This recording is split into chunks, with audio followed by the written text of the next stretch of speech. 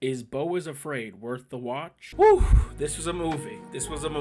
So Beau is Afraid from Ari Aster. He did Midsummer, he did Hereditary, and this movie is just wow. I mean, this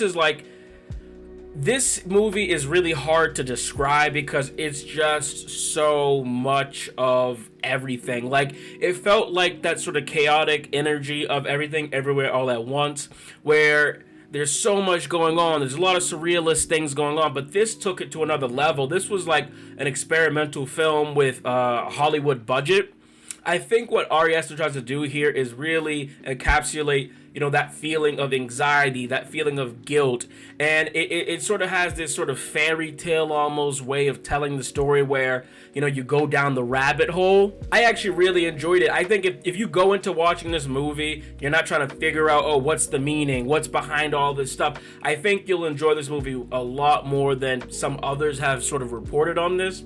This movie definitely was not scary. There's some little bit of gore elements, blood and fighting and things like that. But this is really more thriller, if that. It felt just more like a psychological drama showcasing anxiety.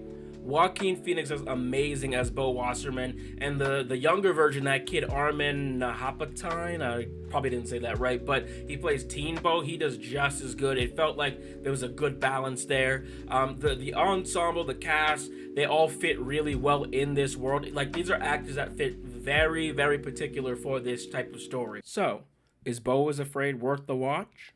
I would say I would totally watch this again. Joaquin Phoenix said don't watch this on shrooms. I would agree. This is not something that you want to watch on shrooms because you will be just really fighting your own demons. I would say stay away as far as that. But this was definitely an entertaining movie.